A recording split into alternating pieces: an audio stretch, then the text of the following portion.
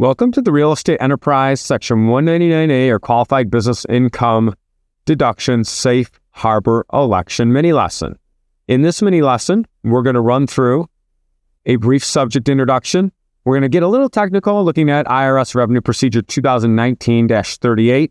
We're going to give you actually a sample election that would be placed on your tax return if you do make this Real Estate Enterprise QBI Deduction election.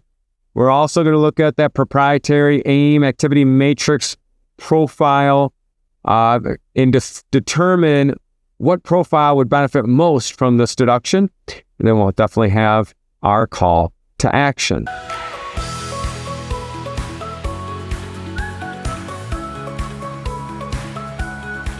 Now, when talking about this rental real estate enterprise QBI or Section 199A deduction, it was really born out of the Tax Cuts and Jobs Act of 2017. And with that Tax Cuts and Jobs Act of 2017, this qualified business income deduction or Section 199A of the tax code, they're kind of used interchangeably. That was born, and business owners were given an additional 20% deduction based on their net business income. And that deduction, it's a very complicated deduction. We actually have additional content just on the QBI, but that deduction became very valuable.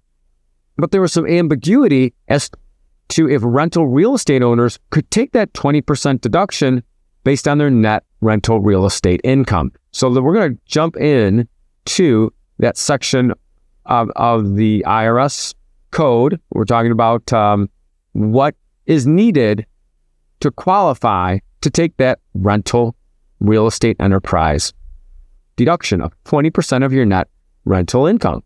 So the IRS came out on this in 2019. You're looking at it right now. I'm going to highlight some of it.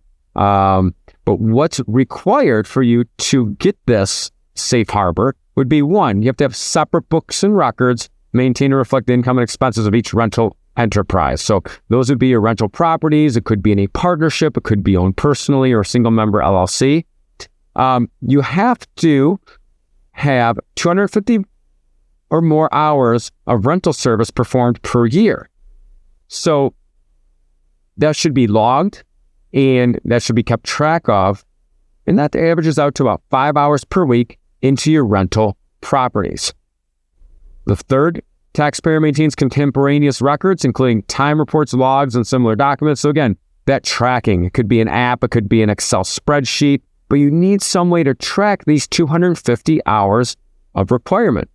The final bullet is you have to, on an annual basis, attach a statement attesting that you've met these requirements to take advantage of this tax deduction.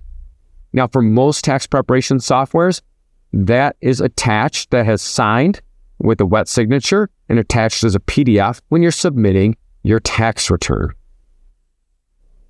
This here is a sample of that Section 199A rental real estate safe harbor statement. So if you're preparing your own return or if you have a tax professional helping you and you feel that you are qualified for this very valuable 20% additional deduction, this is a sample statement that you're going to attach annually to your tax return.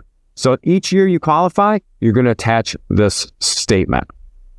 Let's take a look at who's going to really benefit from it.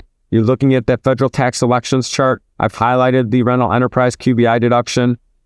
Who's this going to really help? Well, in general, if you have, it's only going to help someone that has net rental income that's after depreciation deduction, mortgage interest, et cetera, et cetera. So a lot of times these are rental properties that are either paid off or they have very little debt service on them. But you have to have net rental income to take advantage of the 20% net rental income deduction. So passive investors and material participants on long-term rental properties and rep status on long-term rental properties, and actually, for that matter, anyone that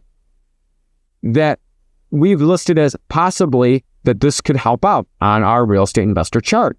It's the only tax election that runs possibly through all 6 of our categories.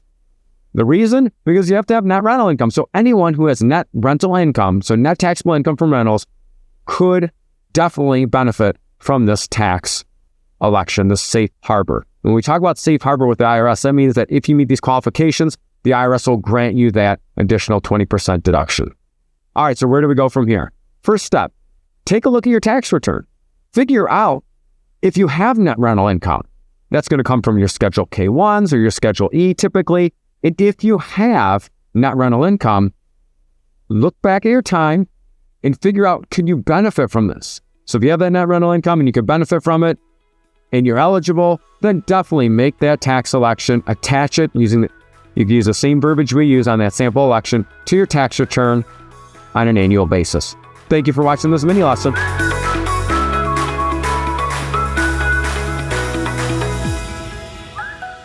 John here from Teaching Tax Flow. I wanted to thank you for watching this video. We literally have hundreds of hours of content between podcasts, webinars, videos just like this built specifically for you, the taxpayer. Whether you're a full-time employee, you're a freelancer, you're a contractor in some other sense, or you're thinking about getting into business for yourself. Everything here at Teaching Tax Flow is perfect for you, basically going off of the roadmap provided by the IRS to legally and ethically reduce the taxes paid over your lifetime. So be sure to subscribe to this channel and connect with Teaching Tax Flow, and we will see everybody very soon.